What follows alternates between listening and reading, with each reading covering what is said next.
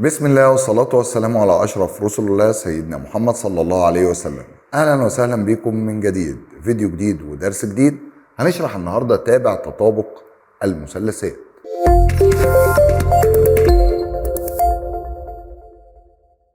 شرحنا الحصة اللي فاتت الحالة الأولى والحالة الثانية من تطابق المثلثات. النهاردة هنتناول الحالة الثالثة والحالة الرابعة من تطابق المثلثات. يبقى نفهم من كده يا أستاذ إن تطابق المثلثات ده 4 حالات. هذكرك بالحالتين اللي احنا شرحناهم الحصة اللي فاتت، وبعد كده نبدأ في الحالة الثالثة والحالة الرابعة. الحالة الأولى كانت بتقول لي يتطابق المثلثان إذا تطابق ضلعان والزاوية المحصورة بينهما في أحد المثلثين مع نظائرهما في المثلث الآخر. الحالة الثانية كانت بتقول لي يتطابق المثلثان إذا تطابق زاويتان والضلع المرسوم بين رأسيهما في أحد المثلثين مع نظائرهما في المثلث الآخر. لو ركزت في الحالة الأولى والحالة الثانية هتلاقي الحالة الأولى كانت ضلعين والزاوية الواقعة ما بينهم. الحالة الثانية زاويتين والضلع الواصل ما بينهم. طب الحالة الثالثة بقى، في الحالة الثالثة كان الاختصار بتاعها الثلاث أضلاع. عشان كده في الحالة الثالثة بيقول لي يتطابق المثلثان إذا تطابق كل ضلع في المثلث الأول نظيره في المثلث الآخر. يعني الثلاث أضلاع بيساووا الثلاث أضلاع، وديت الحالة الثالثة. تعال نفهم الحالة الثالثة أكتر عن طريق المثلثين اللي قدامي دول. لو ركزت هلاقي عندي مثلثين، المثلث الأول أ ب ج، والمثلث الثاني س ص ع. المثلثين اللي قدامي دول هل فيهم تطابق؟ تعال نتأكد من الشروط المرتبطة بالحالة الثالثة. شروط الحالة الثالثة لازم الثلاث أضلاع بتوع المثلث الأول يساووا الثلاث أضلاع بتوع المثلث الثاني. قال العلامات المتشابهة على الأضلاع معناها تساوي الأضلاع، بمعنى لو عندي هنا شرطة وهنا شرطة يبقى أ ب بيساوي الس ص. لو عندي شرطتين وشرطتين يبقى الباء ج بيساوي الصاد ع. لو عندي علامة اكس وعلامة اكس يبقى الألف ج بيساوي السين ع. يبقى لما تشوف علامات متشابهة على أضلاع أو على زوايا معناها تساوي الأضلاع أو تساوي الزوايا. طيب يبقى أنا عندي يا أستاذ الألف باء بيساوي السين صاد، والباء ج بيساوي الصاد عين، والألف ج بيساوي السين عين. يبقى إذا المثلثين متطابقين. طب هو أنا طريقة حلي أو كتابة الحل بتاعها هكتبها إزاي؟ قال لي بنفس الطريقة الثابتة اللي إحنا قلناها الحصة اللي فاتت. باجي هنا أقول في المثلث أ ب ج والمثلث س ص ع، واقوم جاي قايل وفيهما، واقوم جاي فاتح قوس. لو لاحظت رقم 1 الشرط الاول أ ب بتساوي س ص، رقم 2 الشرط الثاني ب ج بتساوي ص ع، رقم 3 الشرط الثالث ان أ ج بتساوي الس ع. ومن هنا هقدر استنتج اقول له اذا، واذا يعني 3 نقط فوق بعض كده، المثلث أ ب ج يطابق. يبقى الثلاث شروط دول زي ما قلنا برضو الحصة اللي فاتت معناهم يطابق المثلث س ص ع.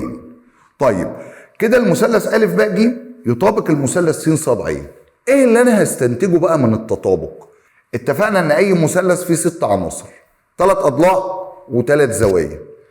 لو التطابق اتحقق يبقى ال6 عناصر بيساووا بعض. طب ما هو اصلا التطابق بيتحقق عن طريق ان انت تساوي 3 عناصر من العناصر ال6. يعني انا عندي ال3 عناصر هنا اضلاع المثلث بتساوي ال3 عناصر اللي هنا اللي هم اضلاع المثلث. معنى وجود التطابق او ان التطابق اتحقق يبقى ال3 عناصر التانيين متساويه. بمعنى لو المثلث أ ب ج يطابق المثلث س ص ع يبقى كل من الاضلاع المتناظره متساويه في الطول، وكل من الزوايا المتناظره متساويه في القياس. انا هنا ثبت التطابق عن طريق تساوي الاضلاع. استنتج تساوي الزوايا، يعني قياس زاويه أ هتساوي قياس زاويه س، قياس زاويه ب هتساوي قياس زاويه ص، قياس زاويه ج هتساوي قياس زاويه ع. يبقى انا كده يا جماعه كتبت له الحل بتاعي وحل نموذجي. في سؤال هنا جوهري، هل لو انا معايا مثلث اسمه أ ب ج مثلا بالشكل ده، ومعايا مثلث تاني زيه كده اسمه س ص ع، لو انا عندي زاويه أ بتساوي زاويه س، وزاويه ب بتساوي زاويه ص، وزاويه ج بتساوي زاويه ع، هل المثلثين كده متطابقين؟ فكر فيها كويس وقول الإجابة بتاعتك في التعليق على الفيديو. لو أنا معايا مثلثين فيهم الثلاث زوايا بيساووا الثلاث زوايا، هل كده في تطابق ولا مفيش تطابق؟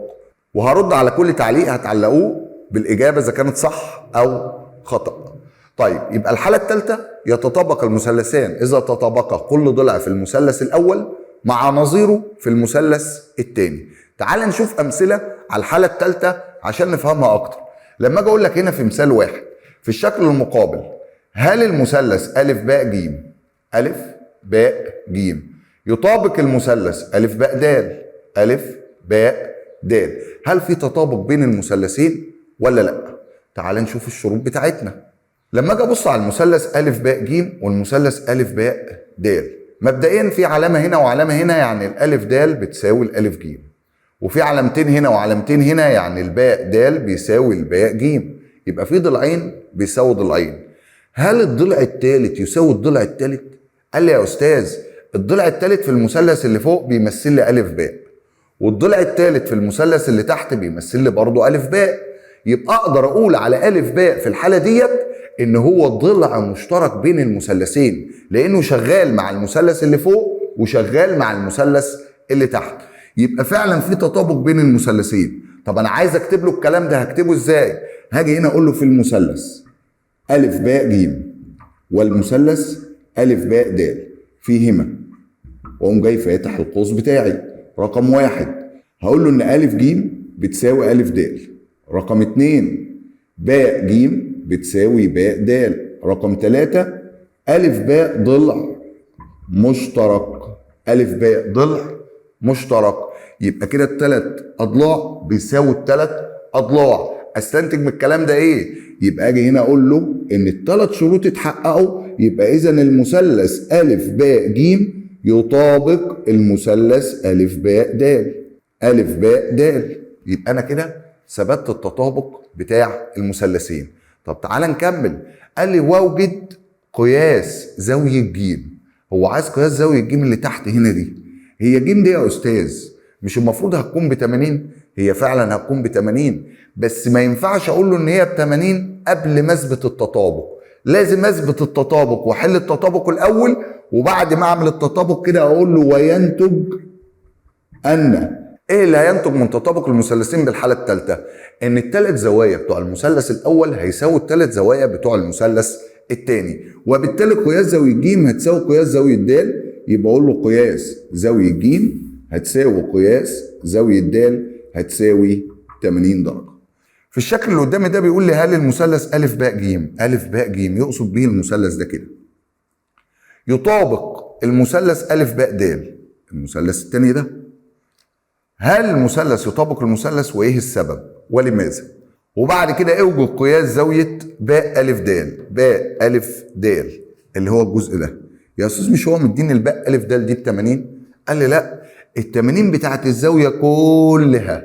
لو لاحظت ان العلامه اللي جوه الزاويه جايبه من اول الضلع ده للضلع ده، يبقى اعرف ان ال 80 بتاعت الزاويتين مع بعض. يبقى قياس زاويه 80 الزاويتين مع بعض ب 80. هو عايز جزء من الزاويتين يبقى بكام؟ عشان اقدر اعرف الجزء ده بكام لازم الاول اثبت تطابق المثلثين. طب هثبت التطابق ازاي يا استاذ؟ هشوف الشروط بتاعتي. انا ملاحظ ان هنا علامه وهنا علامه، يبقى باء ج بتساوي باء د. هنا علامتين وهنا علامتين، يبقى الالف ج بتساوي الالف د. الالف باء شغال مع المثلثين، يبقى اقدر اسميه ضلع مشترك. يبقى اجي هنا اقول له في المثلث أ باء ج والمثلث أ باء د فيهما، واقوم جاي عامل القوس بتاعي وادي 1 2 3 الثلاث شروط الاساسيه. اول حاجه انا ملاحظها يا استاذ ان أ ج بتساوي أ د. تاني حاجه ملاحظها ان باء ج بتساوي باء د. تالت شرط عندي هقول له ان أ باء ضلع مشترك. أ باء ضلع مشترك. وطالما كتبت الثلاث شروط يبقى اذا المثلث أ باء ج يطابق المثلث أ باء د. وينتج من التطابق بقى ان ايه اللي هينتج من التطابق؟ ان الزاويه اللي هنا هتساوي الزاويه اللي هنا. يعني انا هقسم ال 80 عليهم هما الاثنين، يبقى كل زاويه فيهم ب40 درجة.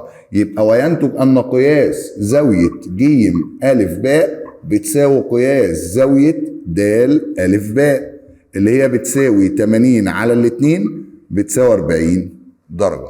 يبقى أنا كده ثبت له التطابق وجبت له قياس الزاوية اللي هو محتاجها. ده كل ما يخص الحالة الثالثة.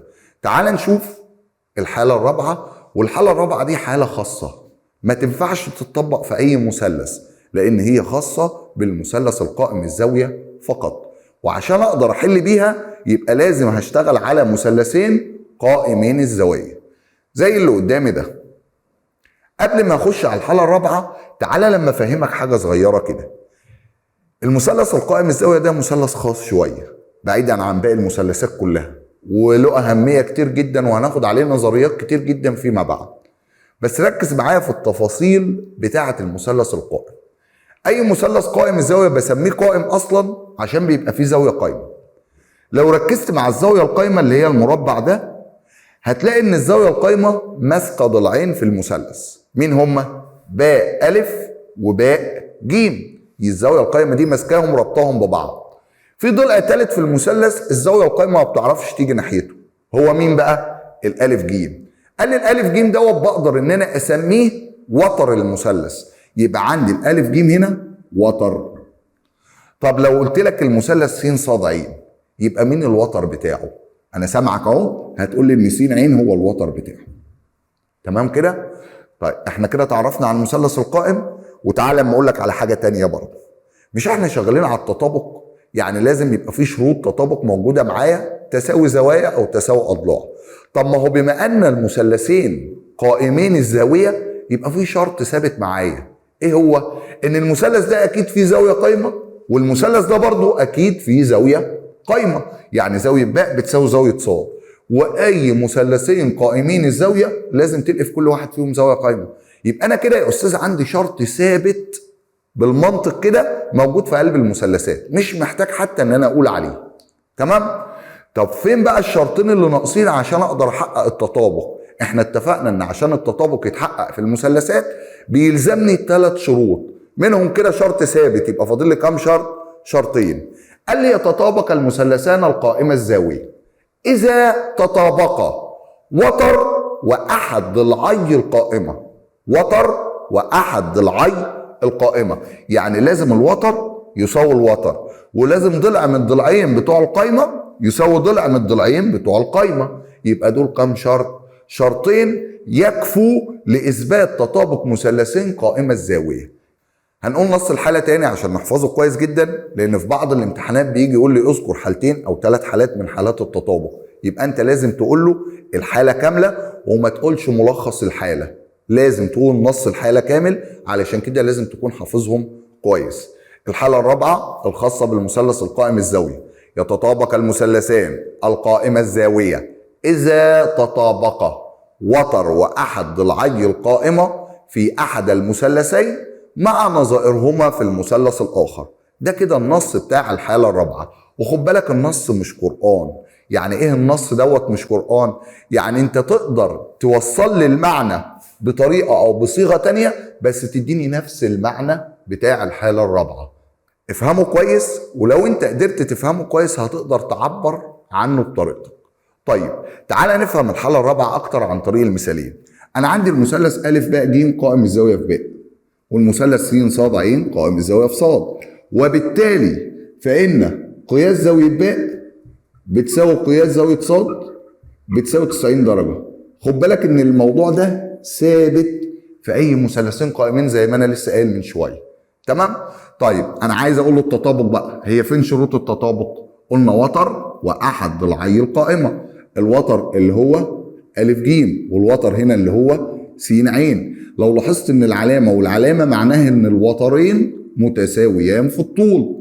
وعندي هنا شرطتين وشرطتين، يعني باء ج بتساوي ص ع، وبالتالي يبقى ضلع قايمة بيساوي ضلع قايمة. يبقى كده اقدر استنتج يا استاذ ان المثلثين دول متطابقين. يبقى باجي هنا اقول له في المثلث أ ب ج والمثلث س ص ع فيهما، واقوم جاي عامل قوس. طبعا هناك كنت بكتب دايما 3 شروط، لا هنا هكتب شرطين 2 بس. ادي 1 وادي 2. اول حاجه هقول له ان ا ج بتساوي س ع. تاني حاجه هقول له ان الباء ج بتساوي ص ع. اذا المثلث ا ب ج يطابق المثلث س ص ع. هستنتج من التطابق ان الالف باء هتساوي السين ص، وهستنتج ان قياس زاويه ا بتساوي قياس زاويه س، وهقدر استنتج ان قياس زاويه ج بتساوي قياس زاويه ع. بس الاستنتاجات ديت مرتبطه باثبات التطابق، يعني لازم اثبت تطابق اولا ثم استنتج اللي انا عايز استنتجه. في المثال اللي بعده هنا في الشكل المقابل مديني مثلثين، المثلث ده قائم في ج وده قائم في د. بيقول لي هل المثلث ا ب ج ب ج اللي هو ده يطابق المثلث ا ب د اللي هو ده؟ هل المثلثين دول يا جماعه متطابقين ولا لا؟ تعال نشوف. قال لي يا استاذ ده المثلثين قائمه الزاويه، وطالما قائمه الزاويه يبقى لازم شرطين، وتر واحد ضلعي القائمه. طب هو فين الوتر واحد ضلعي القائمه اللي انت عمال تقول لي عليهم دول؟ لو انا جيت ركزت هلاقي مين وتر المثلث اللي فوق؟ هلاقيه ا ب.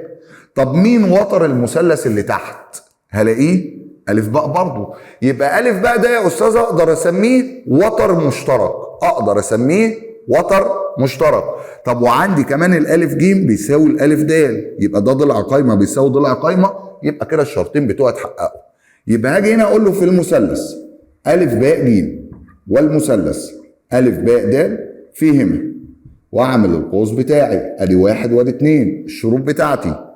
عندي هنا يا استاذ ا ب وتر مشترك، وعندي ا ج بتساوي ا د، يبقى اذا المثلث ا ب ج يطابق المثلث ا ب د. وينتج ان ايه اللي هينتج من التطابق بقى؟ عايز اسمعك كده وانت بتقول لي ها. قال لي قياس زاويه ج ا ب اللي هي زاويه ا اللي فوق دي بتساوي قياس زاويه د ا ب اللي هي ا اللي تحت، وقياس زاويه ا ب د الزاويه اللي هنا هتساوي قياس زاويه ج ب ا اللي هي دي، وباء ج هيساوي باء د. طب نشوف مثال تاني ونفهم موضوعنا اكتر واكتر. في مثال 2 مديني الشكل اللي قدامي دوت، والشكل اللي قدامي يحتوي على مثلثين قائمه الزاويه، المثلث ا ب ج والمثلث ه د ا. وخد بالك ان المثلثين تحس ان هما متلخبطين، واحد واقف والتاني نايم.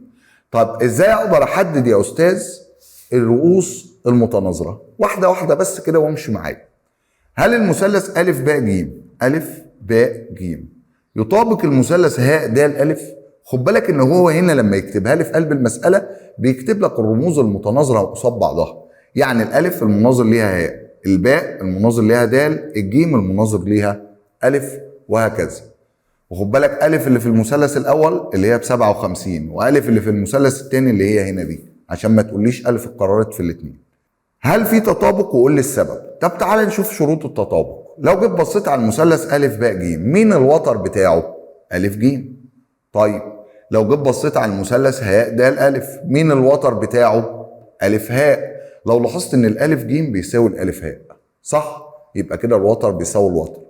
طب ولو لاحظت ان في علامه هنا وعلامه هنا، يعني ان الباء ج بتساوي الالف د، يبقى كده ضلع من ضلعي القايمه بيساوي ضلع من ضلعي القايمه، وبالتالي هقدر اقول له ان في تطابق، لان كده شروط التطابق متوفره. يبقى هاجي هنا اقول له في المثلث ا ب ج والمثلث ه د ا فيهما، واقوم جاي عامل القوس بتاعي. رقم واحد عندي ا ج بتساوي ا ه. رقم اتنين عندي باء ج بتساوي د ا. يبقى اذا المثلث ا ب ج يطابق المثلث ه د ا، وينتج ان ايه اللي هينتج من التطابق؟ هينتج يا استاذ هو عايز مني عده زوايا، عايز مني قياس زاويه ج وقياس زاويه د ا ه وقياس زاويه ج ا ه. نمسك زاويه زاويه عشان نعرف نشتغل.